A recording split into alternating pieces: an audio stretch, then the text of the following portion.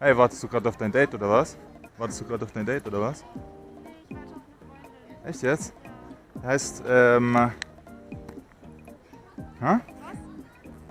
Du bist voll hübsch, wollte ich sagen.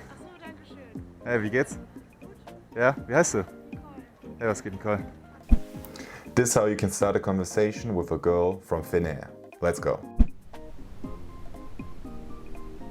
Okay, first we're going to look at where your problem lies, because physically you're able to replicate what I've just shown you, right? You have two legs, you can walk up to a girl, and you have one mouth that can open itself to produce words you can say to that girl. So physically there's nothing stopping you from actually just copying me right there. Why don't you do it then? Well, I'm convinced that just copying what works for other guys in dating doesn't really work, because if it's not your words, then you're going to communicate with it with the wrong intentions, and then it's going to come out weird. So I'm not like every other dating channel that's just telling you, oh yeah, just use these 3 words that will always make the girl wet, and then just use this routine to always get laid, because dating doesn't work like that.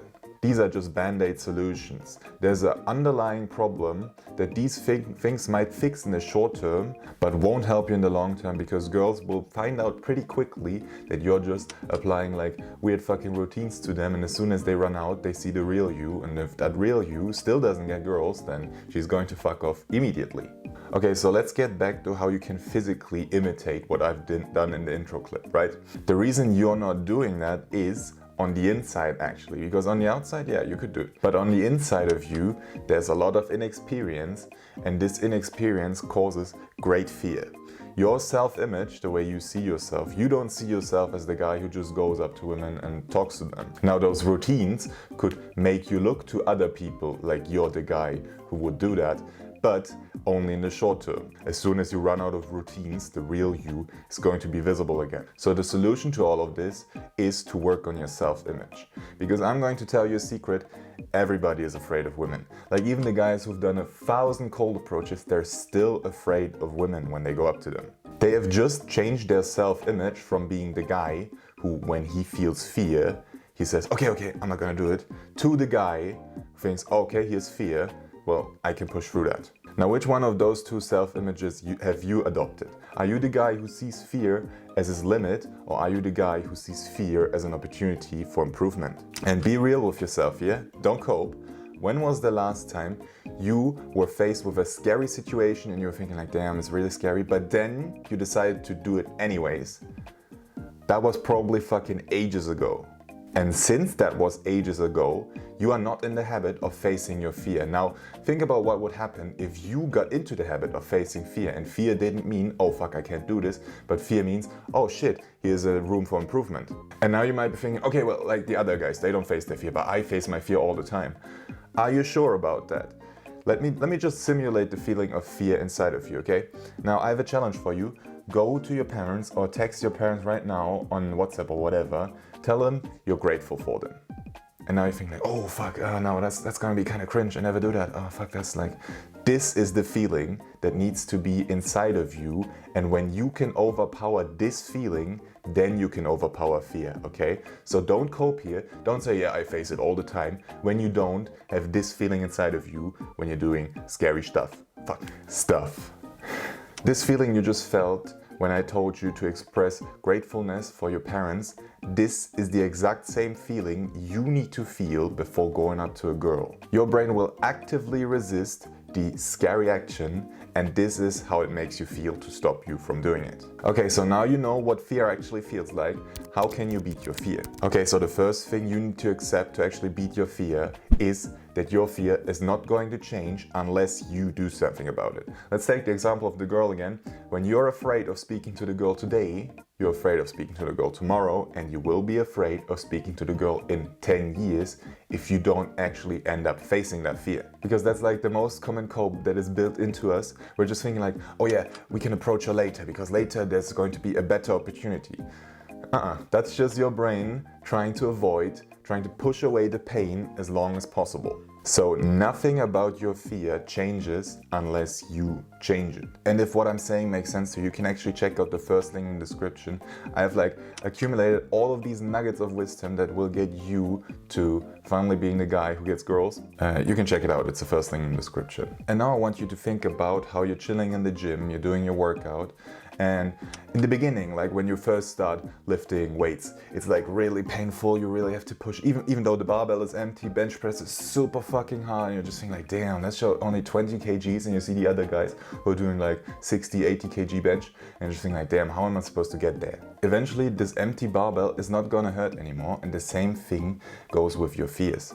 If you only do like imagine saying hi to the gym receptionist, it's still kind of scary to you, okay? Now, do this for a week, it's not going to be scary anymore, but then you need to move on to the next thing that's scary. Like you become resistant to your fear, just like your muscles become resistant to the exercise you put on them. And you might still be thinking, well, like I'm saying hi to the people in the gym, I'm still facing my fear. No, if you're not feeling the way you felt when you first started being grateful for your parents, then you're not facing your fear anymore. And I just really want to shatter this fucking cope that is still inside of you of thinking like, yeah, I'm just gonna do it tomorrow. Tomorrow is going to be the better opportunity because then the girl won't be wearing headphones and then I can approach her more easily.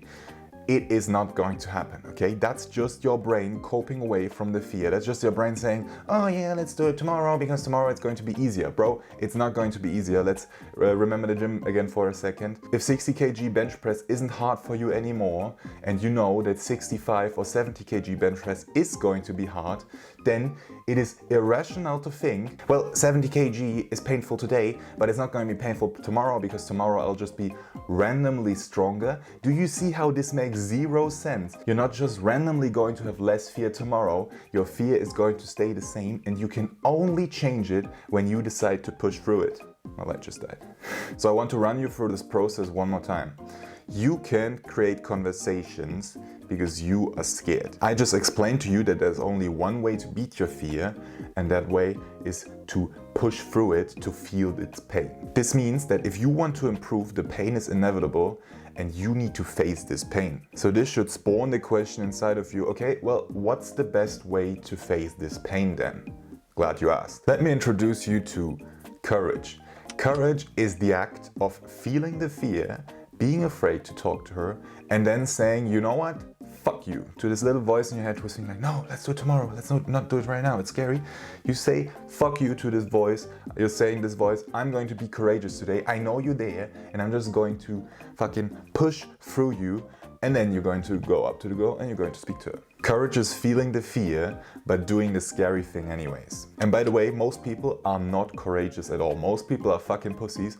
For most people, their fear is their limit. Like when they think something is scary, they're just never going to do it in their entire life. Like you don't realize how fucking rare a guy who's actually courageous is. Most people literally can't do anything about it when they're scared of something. They're literally going to die with this fear. Imagine that shit, bro. Imagine you're dying and still being afraid of girls, bro. That should be fucking, like, you don't want this, right? What you need to realize is that the other guys who faced their fear, they felt it as well, but they were just courageous and said, you know what, fuck it, we're going to do it. Okay, now finally, let's talk about some courage hacks that you can use to boost your courage fast. Okay, so the first thing we can do is to take a look at where your fear actually comes from, because it is, as I mentioned before, it is inside of you. And then there's certain behavior that you do that makes this fear inside of you worse. In this case, it's overthinking. Like when you think a lot, thinking, oh yeah, I'm so productive because I'm trying to figure out the best moment to go talk to her. I'm trying to figure out the best opener.